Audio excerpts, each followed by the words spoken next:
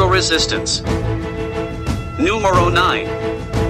De la libération des prisonniers d'opinion. Question de Kwasi Clousset à Monsieur Yentea. Le 12 janvier dernier, un activiste des droits humains a été arbitrairement arrêté au Togo. Quelles peuvent être les raisons pour lesquelles les arrestations de ce genre continuent et pourquoi le gouvernement togolais se refuse-t-il à libérer les prisonniers d'opinion qui croupissent depuis des années dans ces geôles? Réponse de Monsieur Yentea.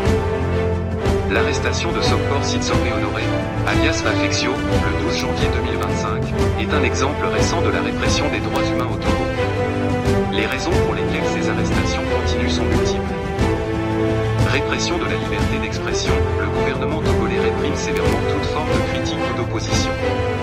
Les activistes, journalistes et citoyens qui expriment des opinions dissidentes sont souvent arrêtés et emprisonnés.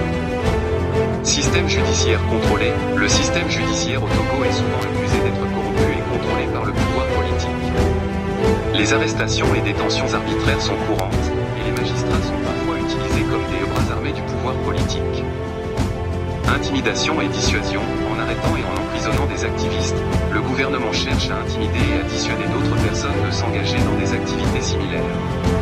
Cela crée un climat de peur et de répression qui limite la mobilisation et la contestation. Quant à la libération des prisonniers d'opinion, plusieurs facteurs expliquent pourquoi le gouvernement togolais s'y refuse. Maintien du contrôle, en gardant les prisonniers d'opinion en détention, le gouvernement maintient un contrôle strict sur la population et empêche l'émergence de mouvements d'opposition forts. Pression internationale limitée, bien que des organisations internationales et des gouvernements étrangers aient appelé à la libération des prisonniers politiques, la pression internationale reste souvent insuffisante pour forcer le gouvernement togolais à agir. Absence de volonté politique, le gouvernement togolais manque de volonté politique pour améliorer la situation des droits humains et libérer les prisonniers d'opinion. Les autorités préfèrent maintenir le statu quo pour éviter de perdre leur emprise sur le pouvoir. Ces dynamiques complexes rendent difficile la libération des prisonniers d'opinion et la protection des droits humains au Togo. La situation nécessite une mobilisation continue des acteurs locaux et internationaux pour espérer un changement durable. Que pouvons-nous faire sur le plan international pour faire bouger les lignes? Pour faire bouger les lignes sur le plan international et améliorer la situation des droits humains au Togo, plusieurs actions peuvent être entreprises. Plaidoyer et sensibilisation, les organisations internationales, les gouvernements étrangers et les citoyens peuvent intensifier leurs efforts de plaidoyer pour attirer l'attention sur les violations des droits humains au Togo. Cela peut inclure des campagnes de sensibilisation, des pétitions et des manifestations pour mobiliser l'opinion publique mondiale. Pression diplomatique, les gouvernements étrangers peuvent exercer une pression diplomatique sur le gouvernement togolais en soulevant la question des droits humains lors de rencontres bilatérales et multilatérales. Ils peuvent également utiliser des mécanismes internationaux, tels que les résolutions des Nations Unies, pour condamner les violations et demander des réformes. Sanctions ciblées, les pays et les organisations internationales peuvent imposer des sanctions ciblées contre les responsables des violations des droits humains au Togo. Ces sanctions peuvent inclure des restrictions de voyage, le gel des avoirs et d'autres mesures économiques pour inciter le gouvernement à changer ses pratiques. Soutien aux organisations locales, il est crucial de soutenir les organisations locales de défense des droits humains au Togo. Cela peut se faire par le biais de financement, de formation et de partenariats pour renforcer leur capacité à documenter les violations, à fournir une assistance juridique et à plaider en faveur des réformes. Médias et réseaux sociaux, utiliser les médias et les réseaux sociaux pour diffuser des informations sur la situation des droits humains au Togo. Les journalistes, les influenceurs et les citoyens peuvent jouer un rôle clé en partageant des histoires, des rapports et des témoignages pour sensibiliser un public plus large.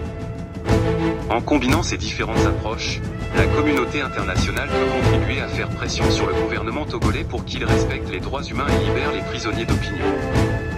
Commentaire de Kwasi Clousset. Le gouvernement militaro-clanique est habitué à utiliser des méthodes dictatoriales pour museler la population togolaise.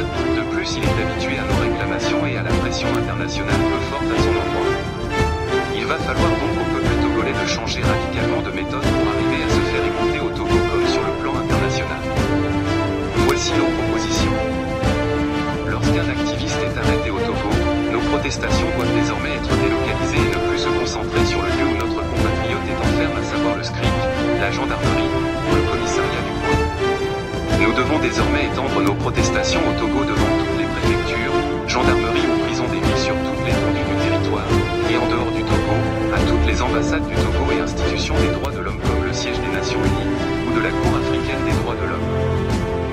Nous devons porter plainte devant les juridictions internationales contre le gouvernement togolais. Prendre en compte toutes les propositions d'idées précédentes, et harceler partout où cela est possible, à l'intérieur comme en dehors du Togo, tous les ministres du gouvernement togolais, ainsi que le procureur général, les juges, et surtout les députés de l'Assemblée illégitime qui font la pluie et le beau temps dans notre pays. Togo Résistance est une série de publications qui posent des questions pertinentes et y donnent des approches de solutions afin de permettre à tout Togolais de poser des actes de résistance contre la mafia classique B au Togo. Ceci est une initiative de Kwasi Clousset pour les actions pour la libération du Togo, Alto. Vous pouvez consulter ces publications sur les sites web www.togoandquarantine.blogspot.com, www.mesbrutopinions.com, www.myrawopinions.com, www.lafalto.com, www.laquarantine.com. Vous aussi pouvez envoyer vos idées pour publication via le site web www.lafalto.com.